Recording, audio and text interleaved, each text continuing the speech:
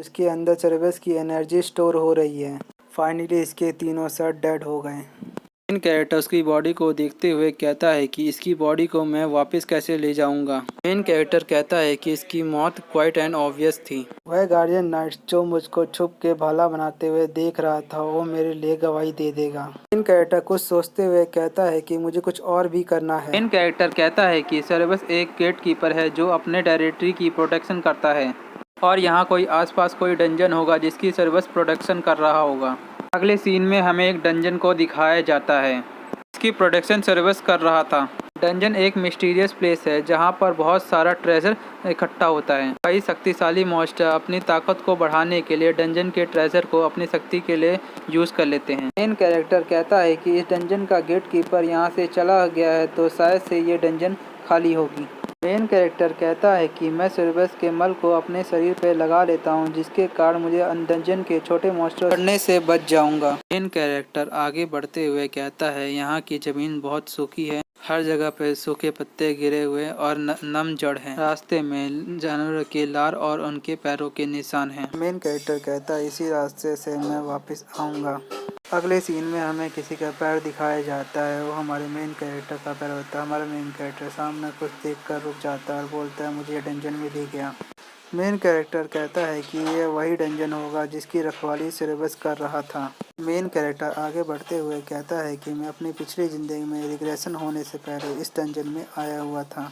इस डंजन को 10 साल के बाद खोजा जाएगा। उस समय ये डंजन पूरी तरह से ही खाली होगा।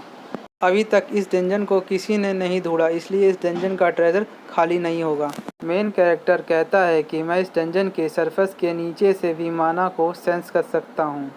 मैं श्योर होकर कह सकता हूँ कि इस डंजन को अभी तक किसी ने क्लियर नहीं किया होगा। मैं इस डंजन के अंदर किसी भी लाइट को देख और सेंस नहीं कर सकता। मुझे लगता है कि यह डंजन बहुत ही ज़्यादा गहरी और बहुत ही लंबी है।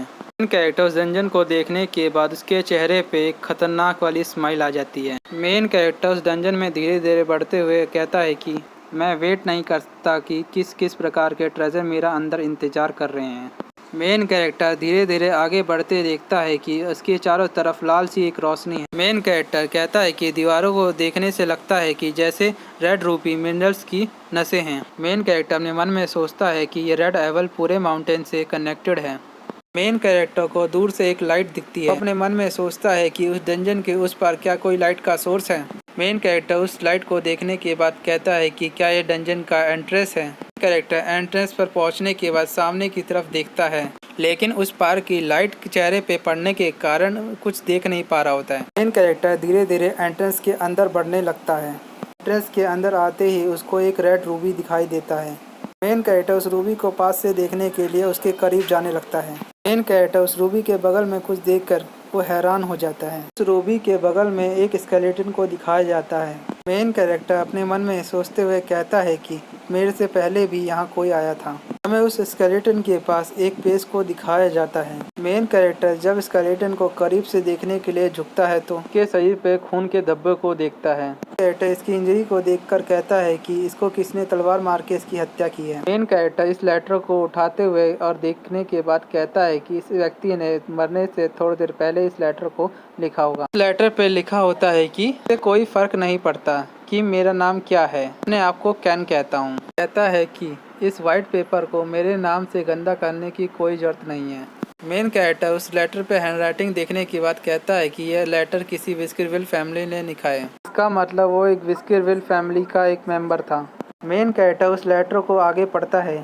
उस व्यक्ति ने अपने फ्यूचर जनरेशन के लिए लिखा था कि जो गलती उसने की है वैसी गलती कोई और ना करे। वह व्यक्ति कहता है कि इस स्टोन चैम्बर को फैमिली में एक लेजेंड की तौर पर बताया गया है। स्टोरी लिखने वाला कहता है कि मेरा भाई एबल और मैं इस जगह पर गलती से आ गए थे।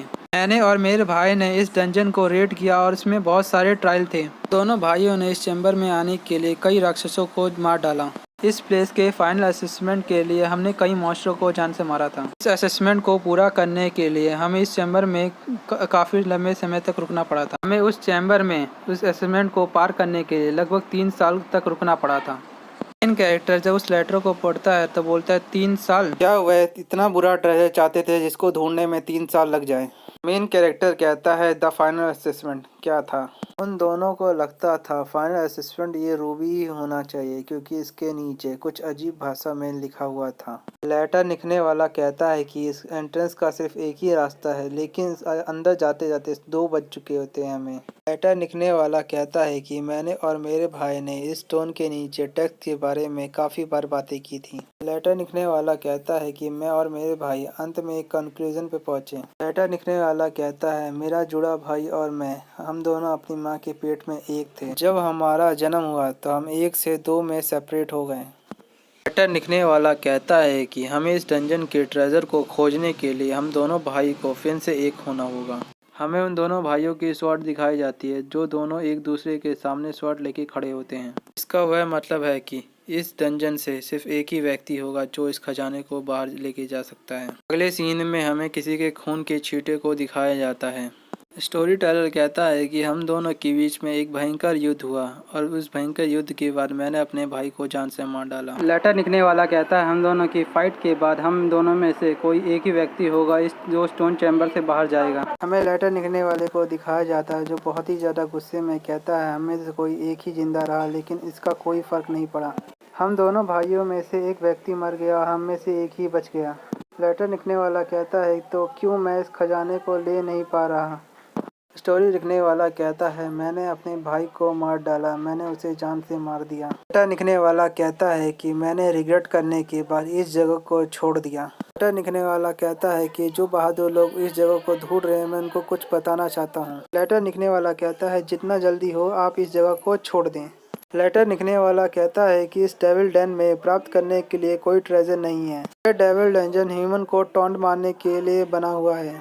मेन कैरेक्टर कहता है कि इसका एक कंक्लूजन निकलता है उन्होंने काउंटलेस चैलेंजेस को फेस किया और वहाँ इस डंजन को क्लियर करने किया और सब कुछ लेके चला गया। मेन कैरेक्टर कहता है कि मेरे पास कोई जुड़ा भाई नहीं है। मेन कैरेक्टर कहता है असेसमेंट सबके लिए एक ही है, इसके बावजूद मेरे पास कोई ट्विंस भाई नहीं है। कैरेक्टर अपने मन में कहता है कि क्या कैन और एबल को इस टेक्स्ट को पढ़ने में और समझने में कोई गलती हुई है।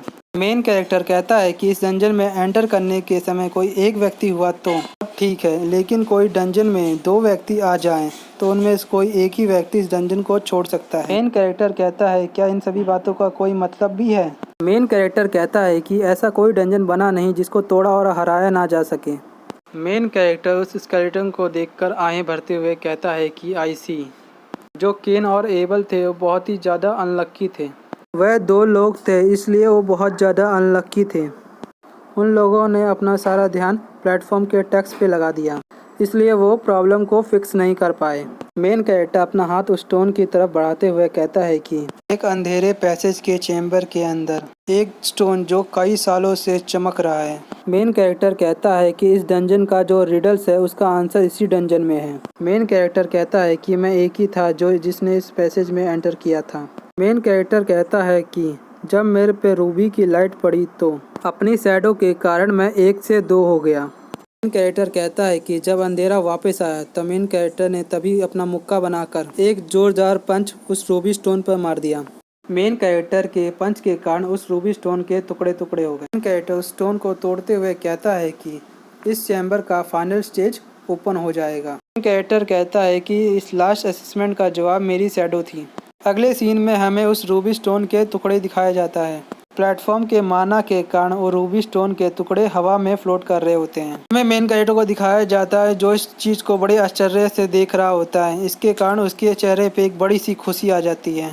मेन कैरेक्टर सामने की तरफ हंसते हुए कहता है कि यह वो कारण था जिसके कारण उसके भाई की मौत हुई। अगले सीन में हमें एक तलवार को दिखाया जाता है जिसके ऊपर से रेड लाइट गिरती है। मेन कैरेक्टर उस तलवार को देखते हुए कहता है कि क्या यह डेविल की गुफा का रेलिक है।